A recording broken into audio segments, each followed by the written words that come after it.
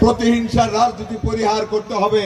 তাই 5ই আগস্টের দ্বীপ্রহর থেকে ইউনিয়ন লেভেল পর্যন্ত, থানা লেভেল থেকে নিয়ে প্রত্যেকটা নেতা কর্মীকে বলেছি, আমাদের আওয়ামী লীগ সহ যারা অত্যাচার করেছে, কারো বাড়ি ঘর দোকানপাট বা শরীরের উপর, কোন ব্যবসা প্রতিষ্ঠানের উপর কোনো হামলা করা যাবে না। আমরা কি করেছি? বলেন, আমরা কোন নির্যাতন করেছি? আজকে প্রতিশ্রুতি দিয়ে যাই, যদি আপনাদের ভোটে আল্লাহ যদি আমাকে আপনাদের এমপি বানান, আমরা যদি ক্ষমতায় যাই, তারেক রহমানের নেতৃত্বে প্রতিহিংসার রাজনীতি ইনশাআল্লাহ আমরা করব না। একটা আওয়ামী লীগের বা কোন মানুষের গায়ে হাত তোলাতে দেওয়া হবে না। আপনারা রাজি আছেন?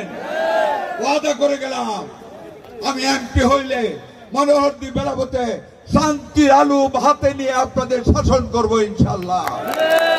সেইখানে আওয়ামী লীগ বলেন, জাতি ধর্ম বর্ণ নির্বিশেষে প্রত্যেকটা মানুষ শান্তিতে ঘরে ঘুমাবে, প্রত্যেকটা মানুষ যেই দলেরই হোক তার ব্যবসা করবে, সদাবে।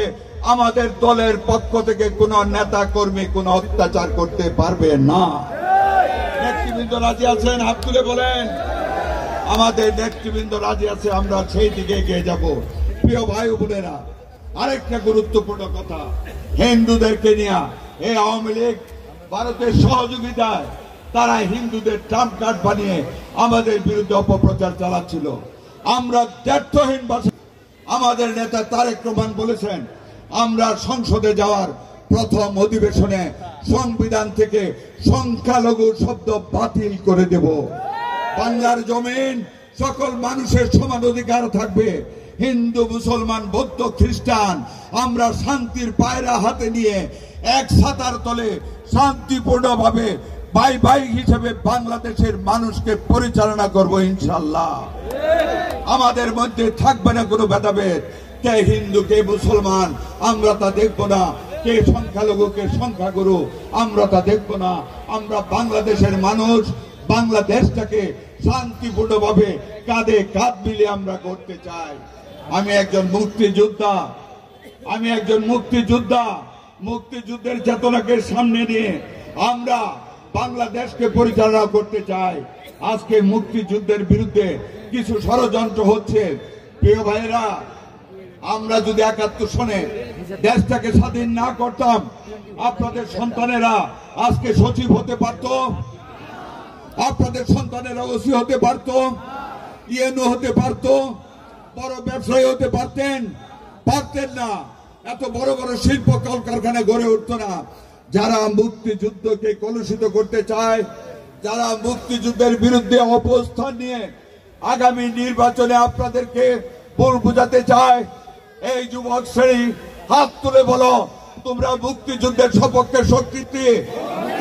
হাত তুলে বলেন, আমি মুক্তিযোদ্ধা, আমি দেশটাকে স্বাধীন করেছি, 90 জন সদস্যের কমান্ডার ছিলাম। এই দেশের স্বাধীনতার বিনিময়ে আজকে চরমদ্বিতল ভবন, এই দেশের স্বাধীনতার বিনিময়ে আজকে চরমান্দালিয়া মাস্টার বাড়ি ব্রিজ, চরমান্দালিয়া মনোহরদী সড়ক বাংলাদেশের উন্নয়ন। নতুবা বাংলাদেশের প্রেসিডেন্ট দেখতেন, সেনাবাহিনীতে লেফটেন্যান্ট জেনারেল দেখতেন। কাজে আমরা মুক্তিযুদ্ধের পক্ষের শক্তিকে সমুন্নত রেখে আগামী নির্বাচনের যুদ্ধে ঝাঁপিয়ে পড়তে চাই। মুক্তিযুদ্ধের ঝান্ডাকে সামনে নিয়ে মুক্তিযুদ্ধের চেতনা, গণতান্ত্রিক শান্তিময় বাংলাদেশ প্রতিষ্ঠার লক্ষ্যই হবে আমাদের মূল প্রতিশ্রুতি। প্রিয় ভাই ও বোনেরা,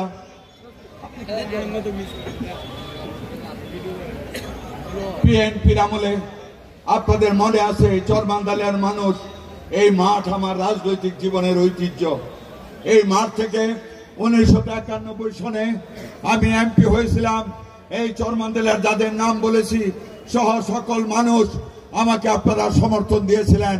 আমি কৃতজ্ঞতা করে সকল মরহুমদের এবং চরমান্দালিয়ার প্রত্যেকটা মানুষকে আমি শ্রদ্ধা জানাই। আমি কৃতজ্ঞ আমার রাজনৈতিক জীবনের জন্য। আপনাদের মনে আছে 2001 সনে এমপি হওয়ার আগে এইখানে মিটিং করে বলেছিলাম, আমি যদি এমপি হই চরমান্দালিয়া থেকে ঢাকা পর্যন্ত আমি বাস স্ট্যান্ড উদ্বোধন করব। ডুগডুগি বাজাবে আর বলবে মাস্টার বাড়ি, মাস্টার বাড়ি।